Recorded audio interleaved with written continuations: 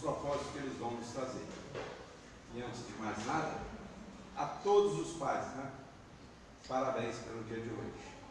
Que Jesus, como a no anterior e as demais que virão. Então vamos ouvir a nossa irmã Priscila e suas considerações. Boa tarde a todos, bem-vindos. A mensagem está no livro. A mensagem está no livro Com Nós, Francisco Xavier, do Espírito de Emmanuel, capítulo 84, Levantando Mãos Santas. Quero, pois, que os homens orem em todo lugar, levantando mãos santas, sem ira nem contenda, disse Paulo. Essa passagem está em 1 Timóteo, capítulo 2, versículo 8. Neste trecho da primeira epístola de Paulo a Timóteo, recebemos preciosa recomendação do serviço. Alguns aprendizes desejarão lobrigar no texto apenas uma exortação às atitudes de louvor. No entanto, o convertido de Damasco esclarece que devemos levantar mãos santas em todo lugar, sem ira nem contenda. Não se referia Paulo ao ato de mãos postas que a criatura prefere sempre levar a efeito em determinados círculos religiosos, onde, pelo artificialismo respeitável da situação, não se justificam irritações ou disputas visíveis. O apóstolo menciona a ação honesta e edificante do homem que colabora com a providência divina e reporta-se ao trabalho de cada dia que se verifica nas mais recônditas regiões do globo. Lendo-lhe o conselho, é razoável recordar que o homem, no esforço individualista, invariavelmente ergue as mãos na tarefa de um turno. Se administra, permanece indicando caminhos. Se participa de labores intelectuais, empunha a pena. Se opera no campo, guiará o instrumento agrícola. Paulo acrescenta, porém, que essas mãos devem ser santificadas, depreendendo-se daí que muita gente move os braços na obra terrestre, salientando-se, todavia, a conveniência de se ajuizar da finalidade e do conteúdo da ação desprendida. Se desejas aplicar o raciocínio a ti próprio, repara, antes de tudo, se a tua realização vai prosseguindo sem cólera destrutiva e sem demandas inúteis. Como o Emmanuel nos esclarece, alguns aprendizes do Evangelho, ao interpretar essa passagem de Paulo, que está em Timóteo, levam ao sentido apenas de louvar e glorificar a Deus. E aí Emmanuel nos esclarece que é através de obras, é através do trabalho, do bem, é que estaremos realmente glorificando a Deus, nosso Pai. Então ele coloca que devemos ter cuidado a não ficarmos presos apenas ao culto externo, a glorificação vazia, sem obra, sem ação. E aí Emmanuel também nos coloca, nos deixa claro que mãos santas são todas aquelas que realizam com compromisso, com amor, que realizam com humildade, resignação, os trabalhos de cada dia, seja ele qual for. Porque todo trabalho digno é santificado. E aí tem um poema de Amélia Rodrigues, eu trouxe um fragmento, pela psicografia de Walter Franco, onde ela fala das mãos. E ela diz: obrigado, Senhor, pelas minhas mãos, mas também pelas mãos que amam, que semelham, que agasalham. Mãos de ternura, que libertam da amargura. Mãos que apertam mãos, de caridade, de solidariedade. Mãos dos adeusos, que ficam feridas, que enxugam lágrimas e dores sofridas. Pelas mãos de sinfonias, de poesias, de cirurgias, de psicografias. Pelas mãos que atendem a velhice, a dor, o desamor. Pelas mãos que no seio embalam o corpo de um filho alheio, sem receio. Obrigado, Senhor. Essa é uma pequena parte onde ela fala das mãos. Então, que através dessa mensagem, nós possamos louvar e glorificar a Deus através das obras e do trabalho do bem. Muita paz a Deus. Bem, meus irmãos, dando a nossa continuidade após essa página, vamos elevar os nossos pensamentos ao alto e agradecer ao Pai Celestial, a Maria de Nazaré, a Jesus, ao nosso mentor Francisco de Paula Vitor e essa pleia de Espírito que nos ampara e socorre. Rogando a Ti, Jesus, que os ensinamentos na tarde de hoje possam calar fundo em nossos corações, para que deixamos nascer dentro de nós aquele nome novo que tanto procuramos. E assim, com essas rogativas sobre o seu amparo e o seu amor incondicional, iniciamos, Jesus, os estudos da tarde de hoje, dizendo que Deus seja louvado hoje e sempre, que assim seja, graças a Deus. Vamos passar a palavra ao nosso irmão.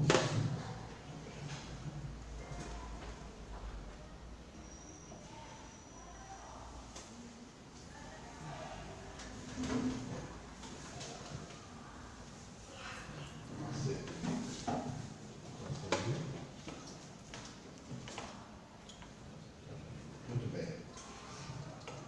Meus irmãos, que a paz do nosso Senhor esteja com todos. Com muita alegria que hoje assumimos a tribuna da nossa casa, nesse domingo de agosto, em que nós comemoramos os 75 anos de fundação da nossa casa. É interessante que, antes de iniciarmos os comentários sobre o tema proposto, que relembremos que 74 anos atrás, um grupo de espíritas se reuniram para atender uma família que estava sendo influenciada por um espírito ligado a ela. Aconteceu aqui na rua São João, um determinado senhor se suicidou por enforcamento e logo após, alguns dias após sua desencarnação, começou uma influência dentro da própria casa. Naquela época, a Volta Redonda acolhia gente de todas as partes do Brasil que vinham para cá para trabalhar na construção da Companhia Siderúrgica Nacional. Mas, e dentre esses, havia vários espíritas, do Rio, de São Paulo, de Minas, e alguns já espíritas sempre se atraem. Conversando no restaurante, tem um caso lá que aquilo nós sabemos como são, vamos ajudar aquela família. Eles resolveram, se reuniram, tinha médicos envolvidos, né? E atenderam esse espírito, ele foi doutrinado e atendido e encaminhado para o mundo espiritual. E nessa reunião, um dos médicos presentes logo se manifestou, um padre, Antônio Silva, deu o nome, que sugeriu aquele grupo que se fundasse uma instituição espírita na cidade. Aí a turma resolveu, vamos pensar e se animaram. Esse sacerdote pensou, e esta instituição espírita deve se chamar, sugeriu o nome, Associação Espírita Estudante da Verdade, porque o Espiritismo é a verdade nova que Jesus teve tido de volta à Terra. E a turma aceitou, reuniu-se e no dia 18 de agosto de 1945 fez-se a primeira Assembleia de Fundação da nossa casa. Logo depois, esse mesmo espírito sugeriu que o mentor espiritual da casa deveria ser o Padre Francisco de Paula Vitor, que ninguém ali conhecia, que era um benfeitor dessa região. Citaram logo alguns dias, algumas sessões posteriores, o Padre Vitor deu a primeira comunicação através do padre. E aí, desde lá, esta casa, que foi fundada lá, o local dessas reuniões em que foi fundada, era na casa do Dr. João Miranda, dentista, que tinha aqui em Volta Redonda, que é o pai da Cândida. Não sei se vocês conhecem a Cândida, oradora espírita. E a casa dele era onde hoje é a igreja metodista. Ali naquela igreja metodista, dali naquele lugar foi fundada a primeira instituição espírita da nossa região. E daí, a primeira série foi ali na Rua São João, depois eles compraram esse terreno aqui, e começou essa construção em 1949.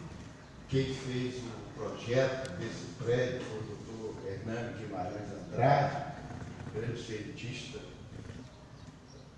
espiritismo. O doutor Hernando trabalhava pelo CSN e fazia parte do conselho da fundação. Ele viveu com Volta Redonda até 1954, quando ele se transferiu para São Paulo. Então, e de lá para cá, vários trabalhadores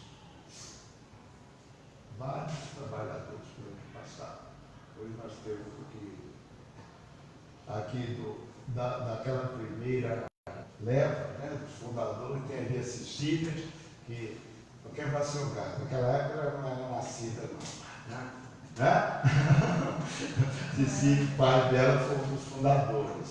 E tantos outros que aqui estão, ex-trabalhadores, e a nossa casa teve vários presidentes, diretores, dezenas de trabalhadores que passaram por aqui e que hoje nós usufruímos desse prédio em função dos trabalhadores, do suor desses irmãos que por aqui passaram, para os quais nós sempre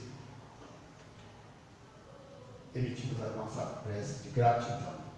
Por isso que no editorial do jornalzinho nosso informativo, todo mês de agosto, o editorial tem o nome de gratidão, porque nós não esquecemos desses pioneiros e, se pudesse, colocaria o nome de todos porque passaram, mas apenas teve o espaço, nós colocamos sempre o nome desses pioneiros que fundaram a nossa casa, que hoje nós usufruímos. Então, isso, em resumo, foi como foi fundada a nossa casa. Tá? E muitos desses certamente estão aqui conosco, participando dessas comemorações, e que eles recebam as nossas vibrações de gratidão. Dito isso, vamos falar sobre o tema da tarde de hoje, que é a consideração sobre a desencarnação. A única certeza que nós temos na vida é que teremos que enfrentar o desafio da desencarnação. Não há ninguém que não vá passar por ela. Todos nós sabemos que vamos passar. E desde a nossa concepção, nós estamos num constante estado de viver e morrer. Porque, na realidade, nós começamos a morrer no dia que nós nascemos. Porque as nossas células morrem, são repostas continuamente. Dizem que em 7 anos todas as células são trocadas. E assim vai no decorrer da nossa existência. Agora, quando, em função de um trauma, de doença ou de velhice, chegando no caso, a autorregeneração cessa, vai cessando, vai reduzindo e a pessoa morre, porque as células não se regeneram. Na verdade, que morreu a expressão biológica da pessoa, a personalidade, porque como indivíduos nós somos imortais. Morre a personalidade, mas fica a individualidade, porque todos somos individualidade que já utilizamos de várias personalidades aqui no nosso mundo. Né? E para a doutrina espírita, a morte é diferente de desencarnação. A morte é uma coisa, desencarnação é uma outra. Mas antes de entrarmos mesmo no conceito sobre essa diferenciação de morte e desencarnação, vamos citar alguns conceitos que interessam para nós no estudo de hoje. Vamos lá.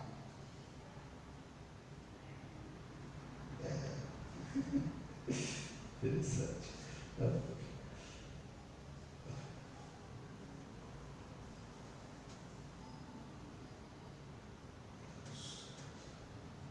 Subiu aqui a noção de conceito, gente, que legal.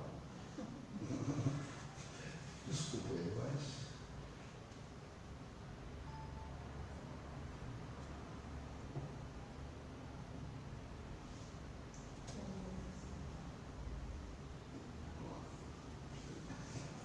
Conceitos. Vamos ver o que é distanásia, ortotanásia, biotanatologia, expectativa da morte, expectativa de vida, morte, sobre medicina e desencarnação.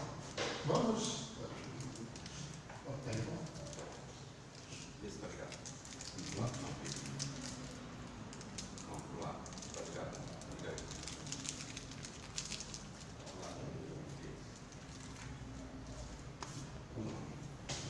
Morte. Quando a atividade cerebral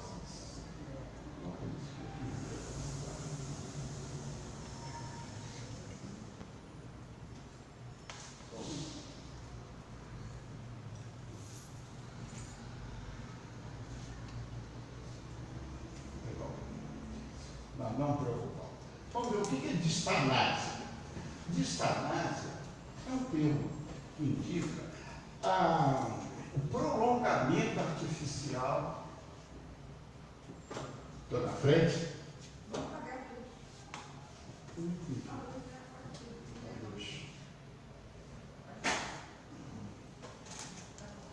bom? Melhorou?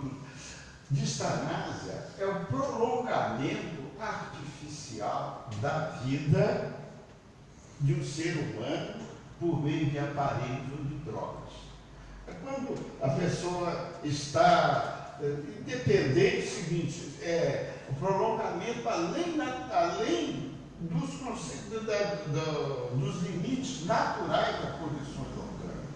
A pessoa, os órgãos já não estão mais suportando a vida. Quer parar, mas através de máquina, através de parede, fica se mantendo conforme nós vemos nos CTIs da vida. Isso é distanásia. Agora, antigamente se dizia, enquanto há vida, há esperança. Nesses casos, enquanto há dinheiro, há vida. Porque uma diária no CTI é caríssima. E às vezes, por interesse financeiro, os médicos mantêm o cara vivo para arrancar dinheiro das pessoas. Isso, infelizmente, acontece. Isso é distanásia. Isso é natural, isso é válido. Vamos discutir isso adiante. Vejamos o que é isso. E a ortotanásia. Muito interessante. A ortotanásia já aceita os limites naturais da vida humana. E prioriza, a ortotanásia, ela prioriza a qualidade, olha que importante, a qualidade das relações afetivas no momento da desencarnação. Então, a ortotanásia, em virtude, você vê, da prática da distanásia, a morte, nesses casos, é muito dura. A pessoa morre dentro de uma sala de UTI, sem ninguém, sozinha no meio daqueles aparelhos, e parou, o médico ela está morto, e assim, sem nenhuma assistência afetiva, porque isso é muito frio para nós. Aqui hoje em dia, aqui no Brasil, não há exceção para idosos, que idosos têm direito de ter alguém acompanhando. Quando os familiares querem, porque é muito triste você ver a pessoa sozinha, naquela máquina, sem ninguém ali, sem aquele apoio afetivo e emocional que existe. E que a ortotanásia ela não recomenda. Na ortotanásia desapega das tentativas infrutíferas de prolongar a vida e faz com que a pessoa, já que não tem condições, põe a uma medida que dá o direito à pessoa morrer com dignidade. Eu me lembro muito bem quando minha mãe com 97 anos, teve um CTI, teve um AVC, o médico falou: Luiz, não vai ter jeito, eu vou tirá-la do CTI e colocar na unidade intensiva para que a família fique junto. Então foi muito interessante que nós nos revezávamos naqueles momentos finais. E no dia da morte dela, por sorte minha, né? E todo mundo, ninguém queria que acontecesse isso com o plantão dele, eu senti a presença dos desencarnadores e fui lá despedir minha mãe. Você já está me ouvindo? Ela aperta devagarzinho. Queria agradecer a senhora por tudo que a senhora fez por nós, em nome de todos os seus filhos, e a senhora pode partir por Deus com os nossos agradecimentos. Uma despedida amiga, tudo. É isso que deve ser. Mesmo uma pessoa dentro de uma casa. E para isso tudo nós temos que nos preparar e não ficar no desespero. Que às vezes tem a melhora da morte, que todo mundo sabe, a pessoa melhora, que hoje nós sabemos por que acontece isso no hospital. Dá aquela melhoria para as pessoas se afastarem e poder tomar processo de desencarnação. Então, isso. Há quem questione essa existência da eutanásia, que compara-se ao eutanásia. Não, eutanásia é quando consiste em abreviar o sofrimento de alguém com um tipo de procedimento que põe a fim à vida física. Isso que é eutanásia. Está sofrendo muito, mata, vai embora. É o chamado chá de meia-noite. Enquanto isso que é eutanásia. Agora, isso aí na eutanásia não. A eutanásia quando está evidente que não tem, então, prioriza-se as relações afetivas. A pessoa vai morrer em casa, vai com a família. Essa é a diferença. Cuida-se do emocional, do espiritual, para que o desenlace aconteça segundo as leis naturais. Porque na realidade, ninguém nasce sozinho. Sempre tem a mãe e alguém do lado. Também ninguém deve morrer sozinho. Na realidade. Porque, obviamente, ninguém morre sozinho se for um seguidor de Jesus. Porque se estiver sozinho na terra, tem assistência espiritual dos irmãos desencarnados. Né? Agora, nós temos que ter alguém para auxiliarmos nos nossos medos, na nossa angústia, nas nossas dores. Eu tenho muita oportunidade de assistir pessoas desencarnando e já vi como é bom. Uma experiência que tinha um tio meu que estava lá, não morria nem no Santo Antônio. Aí peguei e fui lá na casa dele e falei: deixa eu conversar com meu tio. Meu tio, ele não estava ouvindo, ele estava sem como. Você não precisa preocupar, que nossa tia, nós vamos cuidar dela. Eu sei que o senhor está preocupado, o senhor pode partir em paz. Vamos fazer uma oração. Fizemos uma oração. 2 horas depois, o velho desencarnou. Preparei, ajudei o homem. É isso. E a tia foi assistida. São certas preocupações naturais que você precisa de um apoio emocional. E os parentes têm obrigação de ir assistir nesses instantes. Não é verdade? Então, isso é ortotanásia. Existe outro item, que é a biotanatologia. O que é isso? Muita gente ainda não ouviu esse termo.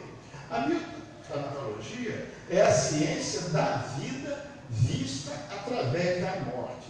Essa biotanatologia, ela procura dar qualidade de vida a todas as pessoas, e não somente os enfermos. Então, todos nós temos que ter uma qualidade de vida para que nós morrermos em paz. É interessante, estudando sobre a biotanatologia, fica pensando, só está faltando para os biotanatólogos conhecimento do Espiritismo, que facilitaria a vida, a tecnologia deles muito, que é auxiliar as pessoas a se prepararem para a outra vida. E vamos lá. A expectativa de vida. O que nós temos em vez? Nós temos a expectativa de vida, ela vai aumentando a cada ano que passa. O homem morreu em 1950, a expectativa de vida era 46 anos. Em 2015, já era 71 anos. Agora, em 2019, era 74. Estou no limite. 74. Quer dizer, é a expectativa de vida. E isso vai aumentando, porque à medida que a Terra for progredindo moralmente, a vida também, a expectativa de vida vai aumentando. No passado, 30, 40 anos já se morria. Era natural isso. Por isso que nós estamos vendo que à medida que vai aumentando a moral e o desenvolvimento científico, o número de vida. Nós temos informações que a vida nos planetas superiores, em Júpiter, na revista Espírita, revela que em Júpiter a vida lá são 5 séculos, são 500 anos terrestres. E que a infância são 2 anos. Em 2 anos a pessoa já chega no adulto. Porque no fundo a infância é uma perda de tempo, porque o espírito está vivo. Não é perda de tempo lá para eles que são reservados, mas para nós é uma necessidade, tendo em vista as nossas condições morais. Então nós precisamos da infância para que recebamos as boas influências dos pais, para nós vencermos nossas tendências inferiores do passado. Mas à medida que o mundo foi evoluindo, o período de infância vai reduzindo e o período de vida vai alongando. Então, por isso, a gente vê o que é a morte, então. A morte é quando a atividade cerebral cessa por mais de 5 minutos. É o conceito da ciência. A pessoa morreu quando cessa a capacidade autorregenerativa do corpo. Então, a morte. Agora, desencarnação. Desencarnação é o desligamento do corpo espiritual do corpo material. Vê que há uma diferença. Houve a morte, mas não houve a desencarnação. Nós vamos ver que a doutrina espírita não mostra desencarnação. Ela normalmente se processa horas depois da morte. E às vezes dias, e às vezes semanas, e às vezes meses, de acordo com a evolução moral do desencarnante. Então, a maioria das vezes a pessoa morre, mas está presente ali. Muitos dormem, muitos lúcidos. Nós temos vários casos de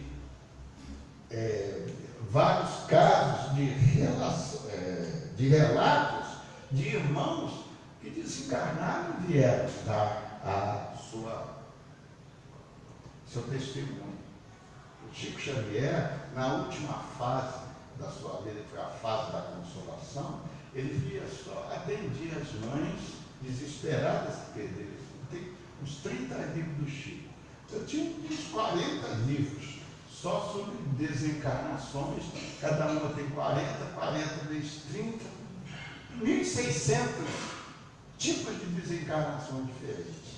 Cada um de um jeito. A morte pode ser igual, mas a desencarnação tem condições mentais e morais do desencarnante. Outra coisa, e uma coisa interessante, que morre todo dia gente, não é verdade? Nós temos aqui na Terra, olha só, isso aí, eu tirei da internet, existe um site que mostra desencarnação. Olha só, 56 milhões de pessoas por ano. 4.600.000 por mês. 153.508 por dia. 6.396 por hora. 106 por minuto e 7 em cada 4 segundos. Então vocês observam, em cada 4 segundos, nesse período que nós estamos conversando aqui, já desencarnou, já morreu centenas de pessoas, né? E o pior que nós observamos, que o homem, hoje, com toda a evolução, com todo o desenvolvimento tecnológico, ele leva o seu filho, a sua mãe, o seu ente querido ao túmulo com a mesma angústia de 4 milhões atrás.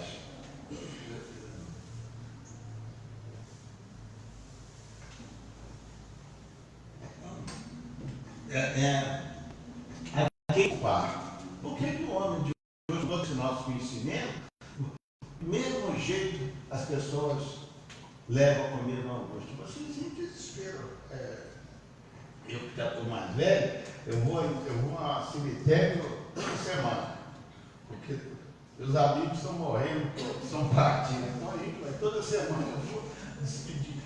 E a gente vê, fora os parentes e amigos, e a gente vê as diferenças de comportamento dentro dos cemitérios. Hoje está muito melhor do que 50 anos atrás, mas a gente vê que há diferença. Agora, por que essa angústia que todo mundo, ninguém quer falar em morte? Ninguém gosta nem de falar em morte, não. Tem gente que tem medo. Né? Nós tínhamos uma senhora aqui que tinha medo de morte dele. E até eu brincava, mas a senhora é mesmo, vidente, mas não me fale morte. Era uma pessoa boníssima, que desencarnou, passou mal, o filho foi levar para o hospital, entre a casa e o hospital, ele desencarnou, morreu sem ver. Quando ela acordou, ela estava do outro lado. Ficava isso, mas tinha medo. É natural, a gente não sabe o que essa criatura passou em outras vidas, como que foi a morte. Talvez traumática, em outras vidas, as pessoas ainda trazem. Mas a quem nós vamos culpar essa angústia? Que nós relacionamos alguém. Vamos lá. Quem culpar? O instinto de conservação, o temporário ouvido da vida espiritual, nós todos viemos de lá. A predominância da natureza animal, o receio do aniquilamento, materialismo, as religiões, mas as artes, a pintura, a literatura. Aí você vê aqui, ó, a morte apareceu, todo mundo fica desesperado, não é verdade? A quem culpar? Para nós culpamos as religiões tradicionais que não esclareceram seus adeptos. E também as artes. Para nós, a principal culpada é isso aqui: religiões e arte. Por quê? As religiões, porque não prepararam os seus adeptos. E as artes, porque contribuíram para transformar a morte numa coisa terrível. Olha a pintura. Como que a pintura foi da morte? Retratou a morte, uma caveira, uma foice, e vem. Todo mundo tem medo, quem vai encontrar isso? Não é verdade? O anjo da morte, uma coisa horrível. A pintura diz isso, a poesia, esses poetas parnasianos falam coisas da morte terríveis. A literatura, criando-se coisas do inverno, aqueles desenhos, aquelas coisas, isso tudo fica para imaginar. Nós trazemos isso de várias reencarnações. Então, nós temos esse medo, é uma coisa que nós já trazemos, que o Espiritismo veio mudar. O Espiritismo vem desmistificar a morte. E como que o Espiritismo veio? Ele já começa, desde a segunda parte do Livro dos Espíritos, das questões 149 a 165. Ela veio nos mostrar que a situação é bem diferente. Olha só o que o Espiritismo vê. Livro dos Espíritos, questões 920 a 1018. Aí você vai no livro Céu e Inferno. Depois da morte de Leon Denis, a crise da morte de Bozano, fenômenos psíquicos no momento da morte, o livro Nosso Lar, O Breve da Vida Eterna de André Luiz, Quem Tem Medo da Morte de Simonetti, as obras sobre cartas consoladoras do Chico Xavier, do Divaldo Franco, Júlio César Grande, Ribeiro e tantos outros. Então, nós vemos cada caso interessantíssimo que o Espiritismo nos veio mostrar. Nós tivemos um caso de um amigo que nós demos para ele em 1988 um livro dos Espíritos para ele. Esse senhor, em 88, ele aposentou em 89. Eu dei para ele, foi em 1968, o livro dos Espíritos. Ele aposentou em 87. Em 1988, ele já aposentado, trabalhando no telefone, lá na casa dele. Eu chamei irmão, eu sou uma besta. Eu falei, por quê, irmão? Você me deu um livro, rapaz, há 20 anos atrás. Semana passada, eu tenho andado meio depressivo, e agora, 3 dias atrás, eu mexi na biblioteca, o que esse livro dos Espíritos está fazendo aqui? Aí peguei o livro, abri, era uma dedicatória sua. Eu falei, mas por que eu, falta de consideração para o meu irmão, cara, eu vou pegar nesse livro. E sentei para ler. Irmão, eu comecei a ler 7 horas da noite, virei à noite. Eu estou maravilhado. Quanto tempo eu perdi. Poxa, qual livro que você me recomenda agora? Eu peguei e falei com ele. Vamos fazer o seguinte, eu vou pensar, você faz o seguinte. Hoje é terça-feira. Quinta-feira você vai à minha sala, aí no Rio, e pega lá com a minha secretária. Aí eu, pensando, vim aqui no centro, comprei o livro Céu e Inferno. Eu tinha sala aqui no Volta Redonda e no Rio. Mandei pelo malote do CSN, minha sala lá no Rio, e ele no outro dia foi pegar o Céu e o Inferno. Aí eu fiz uma dedicatória. O outro, primeiro demorou 20 anos. Espero que esse não demore 20 horas. Ele leu o livro, ficou maravilhado, e depois começou a ler o Espiritismo, depois escreveu até romance espírita depois. E muitos anos depois, eu precisando de um livro, que eu era doido, de um livro caríssimo, ele procurou esse livro, custou uma fortuna, ele me trouxe de presente o dedicado. Essa aqui é uma retribuição pelo seu livro dos Espíritos. É o livro dos Espíritos mais bacana que eu já tive na vida. E essa criatura leu, estudou essas 2 primeiras obras de Céu e Inferno. Aí ele me convenceu que ele estava em depressão, estava querendo até suicidar-se. E aquele livro foi abençoado. E chamou a atenção dele, que o suicídio não era o caminho.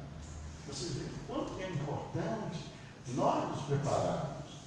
E há necessidade da divulgação da nossa doutrina. E assim, nós espíritas temos todas essas informações que, quando nós lemos, nós teremos uma atitude diferente diante da morte. Isso é muito importante. Agora, além dos estudos que nós falamos, dos encarnados, os estudos do desencarnado, que nós temos aí centenas de livros para ler. Como se processa pelas informações que nos deram os Espíritos? Deixando de lado a parte física, que interessa mais, a medicina, vamos pegar a parte espiritual, porque que é o instante que todas as religiões levam, olha bem, as pessoas até a porta do túmulo. E ali ele se cala. O Espiritismo não, ele abre a porta do túmulo e passa para o outro lado. A primeira, as religiões param na vida material, a ciência para no final da vida material. A religião para na porta da vida espiritual. E o Espiritismo é o traço de união entre a vida espiritual e a vida material. Agora, para que nós tenhamos acesso a todas essas informações, nós devemos ler, nós devemos estudar. E o que é que a doutrina espírita nos diz do fenômeno da desencarnação? Em resumo, que tanto maior é o sofrimento, quanto mais lento for o desprendimento do espírito. Então, que a presteza do desprendimento, da desencarnação, está em função do adiantamento moral da pessoa. Uma pessoa de elevada moral, que cumpre suas obrigações morais e exercita o Evangelho de Jesus, não bênção. Ela logo se desprende e logo está no mundo espiritual. Para uma pessoa da consciência pura, a morte é igual ao sono. Quando você está dormindo, você dorme, depois você não acorda. Mesma coisa, você dorme aqui e acorda do outro lado, junto àqueles que te amam. Isso é uma beleza, né? No Livro dos Espíritos, na questão 961, há uma pergunta que eu acho muito bonita. O Kardec fez a seguinte pergunta aos Espíritos: qual o sentimento que domina o homem no instante da morte? A dúvida, o temor ou a esperança? Os Espíritos responderam: a dúvida dos céticos, o temor dos culpados e a esperança nos homens de bem. E nós vamos acrescentar e a certeza naqueles que conhecem o Espiritismo. Você já sabe o que vai acontecer. Você não tem esperança, você tem certeza. Você sabe o que vai te acontecer. Agora, antes de citar alguns casos, é bom diferenciar, repetindo, morte de desencarnação. A fim de que possamos entender o processo desencarnatório, em suas linhas gerais, nós temos que ver o ser espiritual em duas partes distintas. Primeiro, o corpo, que desaparece com a morte, que vai ser transformado em pó. E a parte espiritual, que desce e vai para o plano espiritual. Pela morte subsiste a individualidade, o espírito, sendo que o corpo fica aqui na terra. E existe uma ligação natural entre o espírito e o corpo. Por isso que é bom de estudar o Espiritismo, que nos mostra como que é esse processo, que é essa ligação. O espírito, ele tem um corpo espiritual, que é o perispírito. E esse perispírito, ele é ligado ao corpo físico. Entre o perispírito e o corpo físico, há um corpo, chamado-se duplo etéreo. Duplo etéreo, que é a parte mais eterizada do corpo físico, uma duplicada energética do perispírito. O que acontece com esse duplo etéreo? Aqui está o corpo físico, aqui está o duplo etéreo, né? Que liga o corpo espírito, o corpo astral, ao corpo físico, que são, André Luiz chama de emanação neuropsíquica.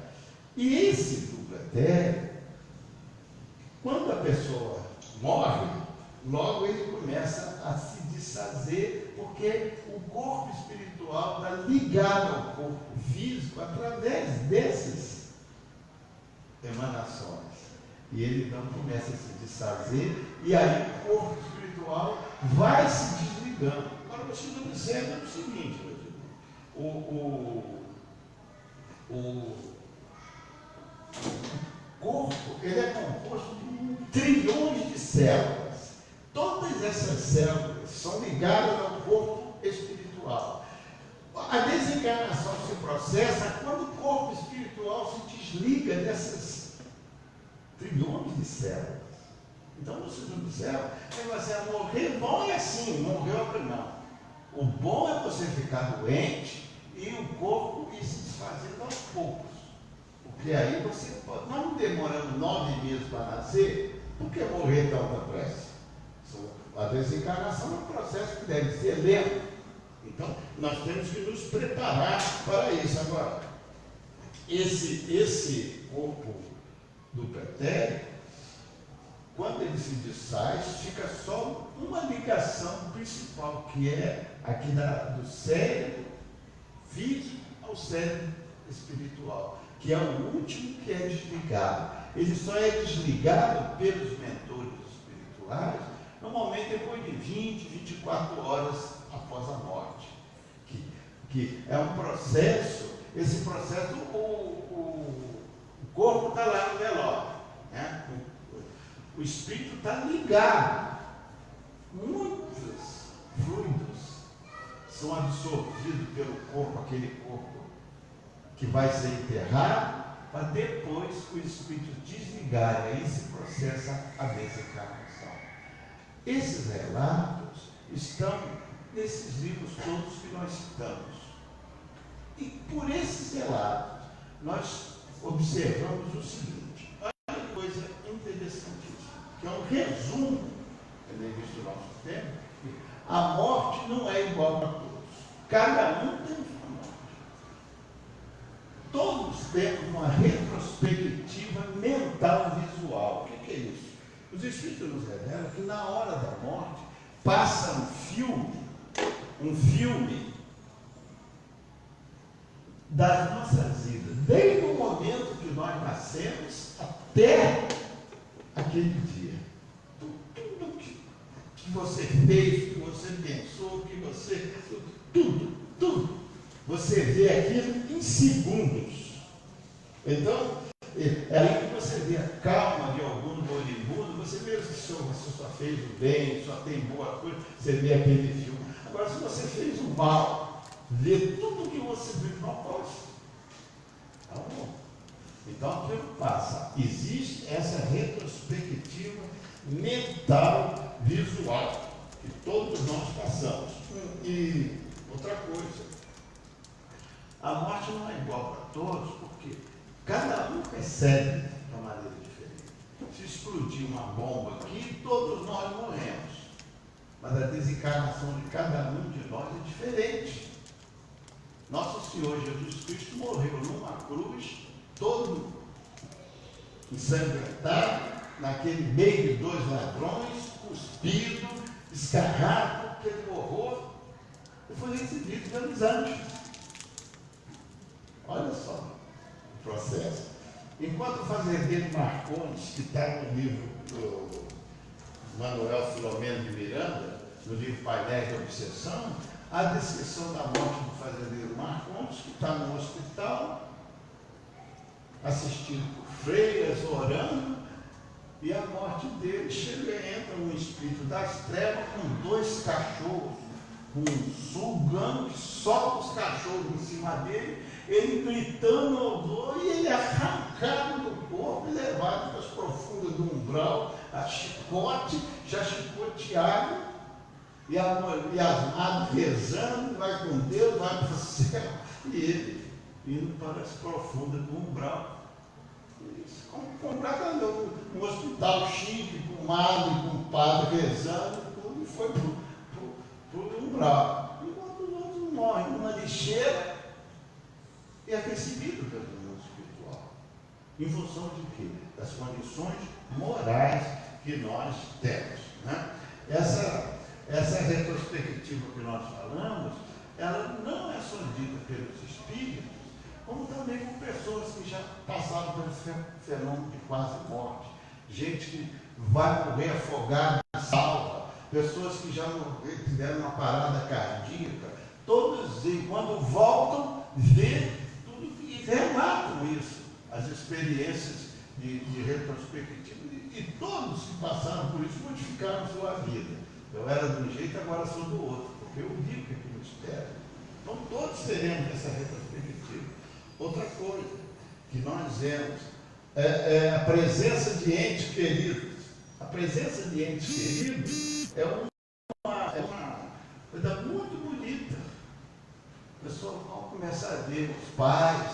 Por isso a gente vê pessoa que está em fase de desencarnação do doente, começa a ver parente, ver o vô, ver não sei quem. Está chegando a hora.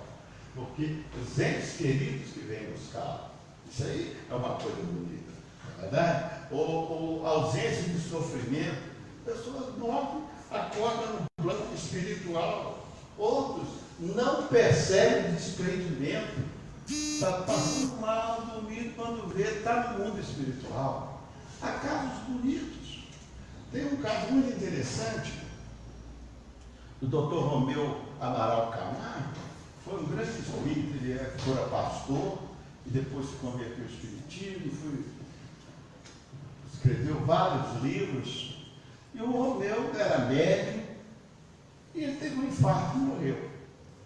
Ele conta no livro falando até que quando ele acordou num hospital, numa cama, num apartamento muito bonito, com um desenho lindo no teto. E ele abriu os olhos, deu um gemido. Aí entrou uma enfermeira muito bonita, uma senhora, falou assim: o senhor, estamos esperando o senhor acordar, aguarde um minutinho que tem alguém que vem conversar com o senhor. Aí ele vê que entra no quarto dele um antigo espírita de São Paulo, Lameira de Andrade. Ele fala assim: Lameira, hoje a minha evidência está perfeita, eu estou te vendo como se estivesse vivo. Aí o Lameira chegou perto dele: não, você já está desencarnado. Ele disse que quase morreu. Mas eu não vi nada com ele. Cada caso é um caso. Você não assusta não, porque agora você está do lado de cá, você vai ver assim. Ele começou a sentir dor no coração. Aí o Lameira deu um passe nele. Aí ele contou a experiência. Depois ele morreu, acordou, já tinha uma semana depois e foi recebido por um amigo. Mas o muito interessante, ele era médico, né? Pô, estou vendo você perfeito, você está vendo que você está do lado de cá. Então, ele não percebeu o desprendimento. E nesses livros, nós temos vários de irmãos, outros têm um sono mais ou menos longo. A pessoa dorme. Essa, para mim, é a melhor forma. Você dorme aqui, acorda do lado de lá, entre parentes, entre os amigos. Agora, há uns que são tão ruins que existe no livro Mensageiros, conta que tem lá no Mansão da Paz um hospital nos planos inferiores que tem 2.000 múmias dormindo. Um espírito dormindo e com aqueles pesadelos terríveis dos mal que fizeram aqui na terra e que de vez em quando um acorde e sai correndo pelos hospitais. São espíritos atrasados que estão em regiões inferiores. Então, isso aí é uma condição que nós vemos, né?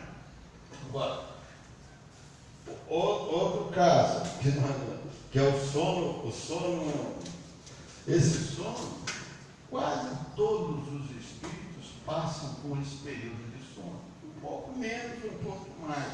Porque nesse período de sono, o perispírito, ele passa transformações. Por quê? Porque aqui nós temos o nosso aparelho digestivo, você come comida pesada. No mundo espiritual você não tem isso. Então, há uma transformação, principalmente nos órgãos digestivos, né? Os órgãos digestivos e da região do sexo. Há uma pequena alteração. André Luiz chama isso de histogênese espiritual. Ele falou, por falta de termo no linguajar humano, eu vou chamar de histogênese. O que é histogênese? É a mudança da larva para a borboleta, da pulpa. O que chama-se histogênese é quando o inseto se transforma na borboleta. Mais ou menos isso. O corpo, ele se modifica, passa por uma pequena modificação. Então, há espíritos que nesse período acordam no hospital, outros acordam em casa de parentes, outros acordam no próprio cemitério e fica desesperado porque está ali no cemitério e sai dali, vai para casa ou fica perdido andando por aí. Há casos, nós vemos aqui na casa, espíritos que já morreram há mais de 8 anos, que estão andando por aí e não sabem que está morto.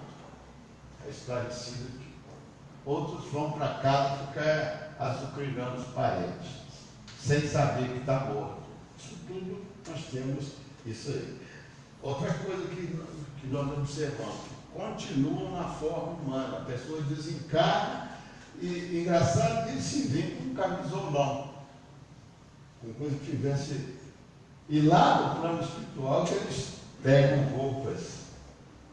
É interessante isso, no livro Voltei, que é um livro que eu recomendo a todos vocês, é um livro que o ditado pelo espírito do irmão Jacó, que é o pseudônimo do Frederico Wigner, que fora vice-presidente da FEB.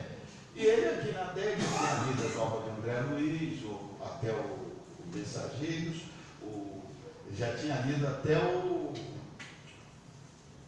Prêmio da Vida Eterna. Ele falou, olha, quando eu morrer, eu vou pedir para voltar para falar com vocês como que é. E ele morreu em 1947. E no plano espiritual ele pediu. E foi autorizado que ele contasse a experiência dele. Ele morreu com 83 anos, já velho. Ele conta no momento da desencarnação dele em casa, em que o processo de desligatório dele foi feito pelo Dr. Bezerra de Medeiros, o irmão Andrade, que era o guia espiritual dele, ao lado da filha, foi recebido pela filha, naquela maravilha, mas com sofrimento, porque quando houve o desligamento, ele tinha recebido um choque, que coisa que ele tivesse recebido um choque de 1000 volts. E daí ele começou a ver o mundo espiritual. Muito interessante que ele nos prepara, nós espíritas, para o processo desencarnatório. É um livro que nós recomendamos a vocês. Voltei. E ele foi um homem que trabalhou aqui na Terra no Espiritismo por mais de 40 anos, caridoso. Ele que era um homem muito rico, que fez a Casa dos Artistas, porque o Frederico Wigner, ele foi o dono da Odeon, ele foi o primeiro, fez a primeira gravadora aqui no Brasil. E ele vê que os artistas daquela época eram muito boêmios, vão ficar velhos na miséria. Ele comprou um hotel, fez um asilo, que é a Casa dos Artistas está até hoje. E ele chega do outro lado, muito bem assistido pelo Dr. Bezerra, pela filha, mas sem uma luz espiritual.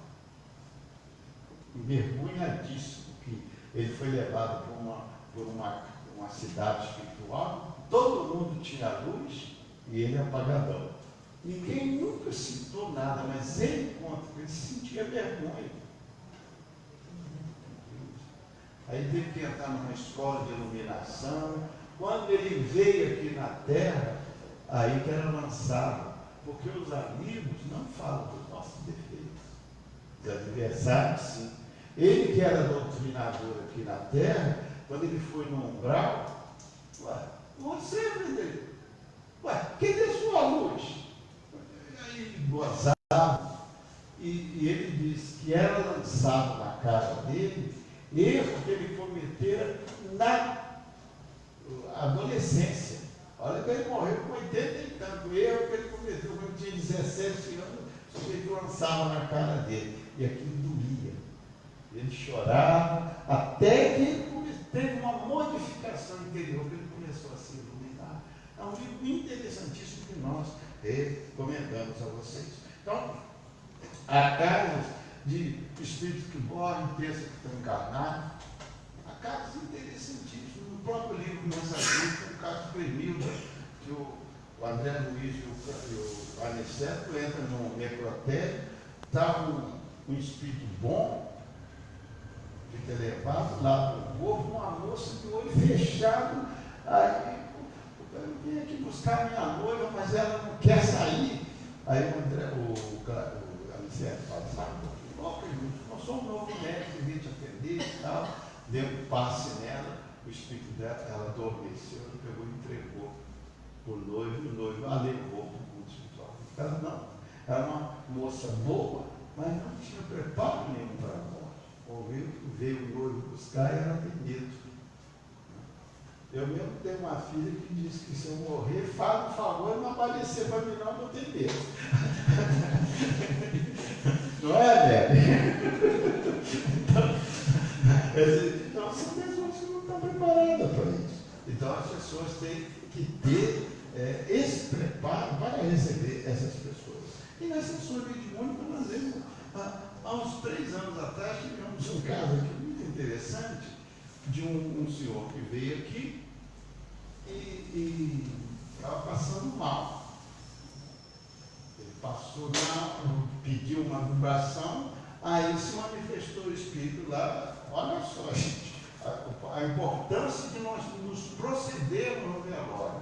O Espírito pegou e falou assim: esse safado aí estava de olho na minha mulher, ele é meu amigo, e lá no velório, o meu corpo lá, ele tinha de olho na minha mulher. Eu fiquei danado, foi só por em cima dele, dando uma bronca nele, não sei o quê.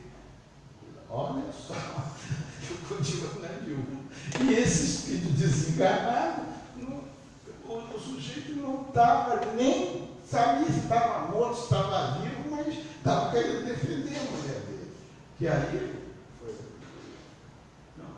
E já tivemos casos aqui de um senhor que tinha perna doendo, uma dor na perna tremendo, há mais de 15 anos que ele estava com dor, já tinha até aposentado por invalidez.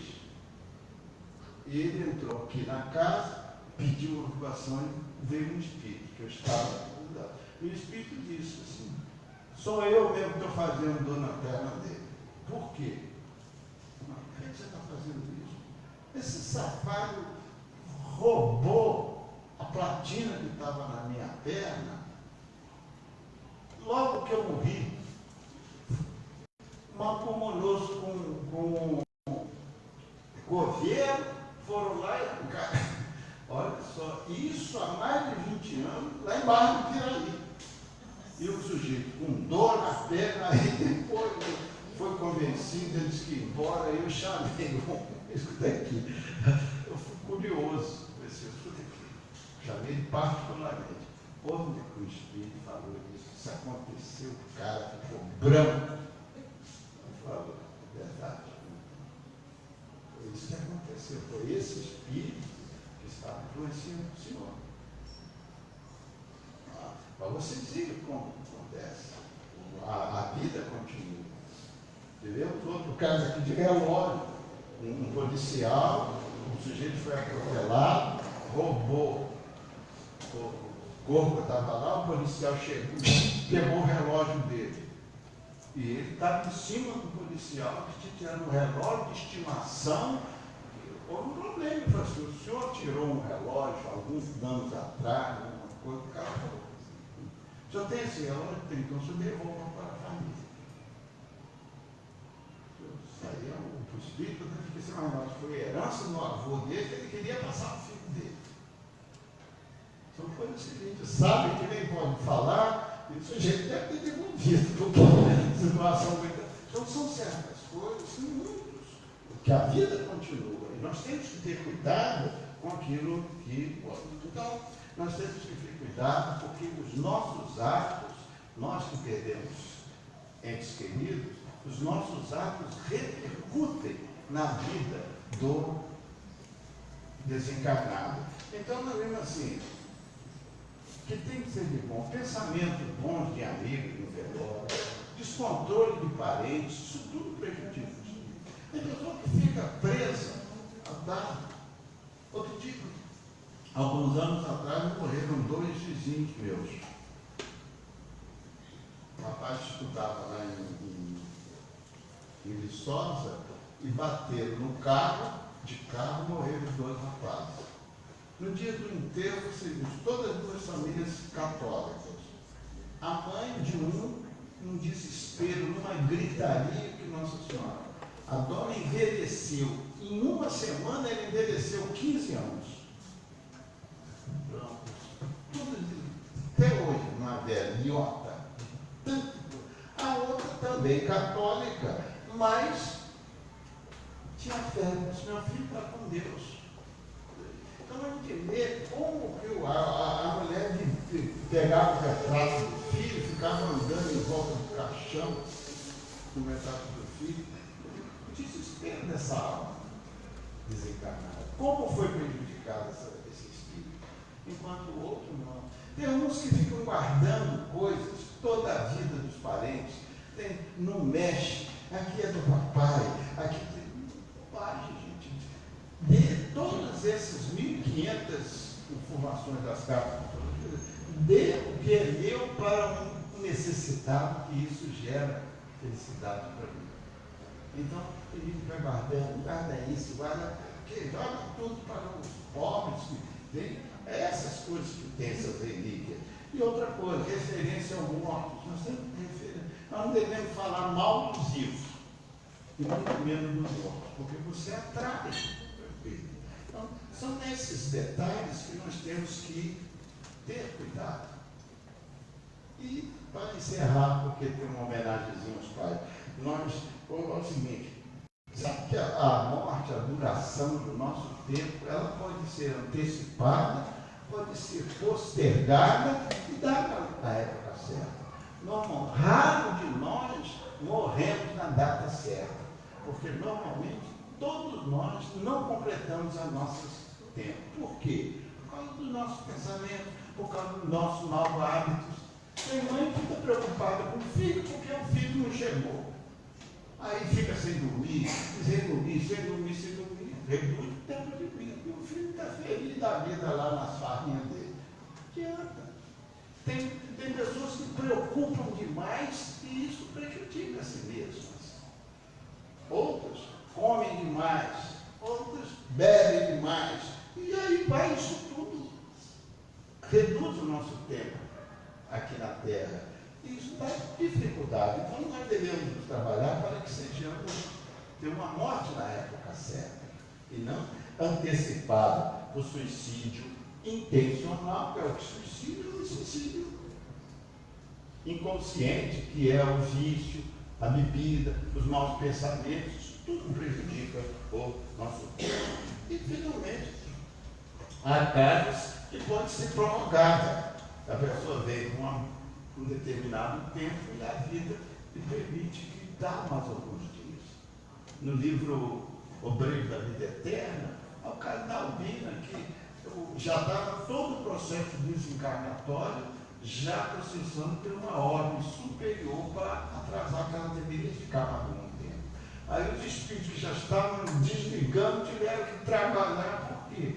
Porque o neto dela, que ele tem uma missão aqui na igreja protestante, rogou a Jesus que a avó não partisse, porque se a avó morresse, a irmã dele, a mãe dele estava grávida, poderia perder o filho. Ia atrapalhar, que a irmã dele ia ser uma ajudante na missão que ele tinha que cumprir. Então o mundo espiritual prorrogou a vida da Albina até o neto nascer, para depois levá-la para não prejudicar a criança. E eu tive a oportunidade de ver uma sessão de materialização do doutor Bezerra de Menezes falar para o Chico Xavier: Chico, a Virgem Maria quer que você fique por mais algum tempo. Você é o paladino da terceira revelação na parte do Cruzeiro. Olha só, isso aí o doutor Bezerra em espírito falando do Chico na presença de 100 pessoas que estavam na reunião. Aí eu vi, o Chico teve uma vida prorrogada. Isso foi em 69. Por quê? Porque o Valdo Vieira, que via da concepção, saiu fora e deixou a carga toda nos ombros dele. Aí ele teve uma vida prorrogada para poder cumprir a missão. Então, são esses sábados, que nós devemos ter cuidado com os nossos procedimentos, com os nossos pensamentos, para que tenhamos uma vida feliz e uma boa desencarnação. No mais, eu desejo uma boa desencarnação para todos. Jesus. Bem, meus irmãos, nós vamos ter a apresentação das nossas crianças em homenagem aos pais. Nossos pituchos para cá, por gentileza.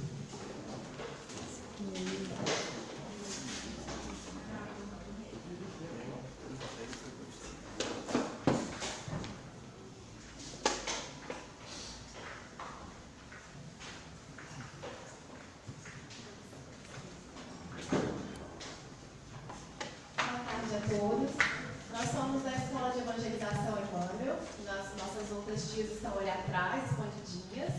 Eu sou a tia Samara e hoje nós vamos prestar uma singela homenagem aos pais. Vamos começar?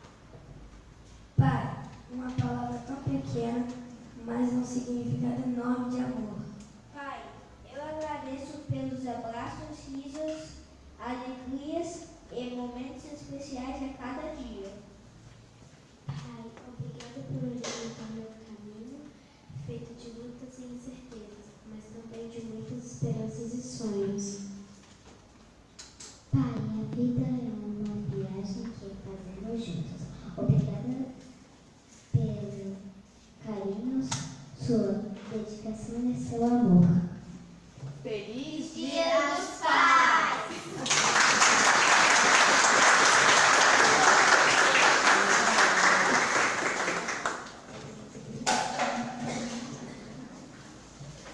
Agradecemos a Samara e todas as nossas coordenadoras das crianças e as nossas crianças, né?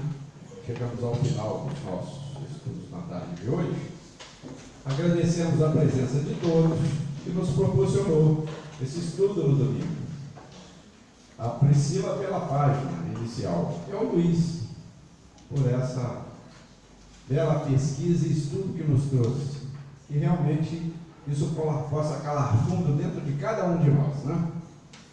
Bem, meus irmãos, falamos hoje da desencarnação, né? Mas a Terezinha foi bonzinha, ela curou um pouquinho. Amanhã a necessidade da reencarnação. Não tem a ida, mas tem a vinda também, né? E quem vai nos trazer isso amanhã é a Leí. Na terça, coragem e fé. A Eliane vai nos trazer isso. Na quarta, às 15 horas, dia 14, teremos a caridade segundo os ensinos de Jesus. Ana Maria vai nos trazer esse estudo às 15 horas na quarta-feira. Na quinta-feira, necessidade do perdão. O Ricardo vai nos trazer esse estudo. Sexta-feira, a bênção do esquecimento do passado. A Marlene vai nos trazer esse estudo. E no domingo, nós teremos aqui em homenagem ao nosso aniversário de 74 anos da nossa casa, Paulo, o apóstolo da fé. O Eduardo Guimarães vai nos trazer esse estudo. Ele vem de Niterói para nos homenagear. E convidamos a todos a não perder essa oportunidade. E aqueles que ainda não têm, passem no nosso hall de saída e adquiram o nosso formulário mensal. Então, em vista disso, vamos terminar os nossos estudos na tarde de hoje, fazendo a nossa prece final. Rogo a todos que me acompanhem na prece. Agradecemos a Ti, Pai Celestial, a Maria de Nazaré, a Jesus, ao nosso mentor Francisco de Paula Vitor e essa pleia de Espírito que nos ampara e socorre. Agradecemos também, Jesus, aos pioneiros que fundaram esta casa, e sejam todos envoltos em sua luz. Rogamos ainda, ampare-nos a todos, ampare a todos os trabalhadores dessa seara, encarnado e desencarnado. Rogamos ainda, Jesus, pelos enfermos, pelos encarcerados, os desafortunados da vida, em especial, mestre, os dirigentes do Brasil, dos Estados Unidos, da Coreia do Norte, Coreia do Sul, da Rússia, Venezuela, Irã e Iraque, e as demais nações que se encontram em desequilíbrio, que a sua luz possa envolver a todos, para que possam esses dirigentes agirem com seriedade, brandura, decência e honestidade para o bem de toda a comunidade. E assim, com essas rogativas, sobre o seu amparo e o seu amor incondicional, rogamos, seja conosco hoje e sempre, que assim seja, graças a Deus. E de retorno aos nossos lares, voltamos seremos em paz. Que assim seja.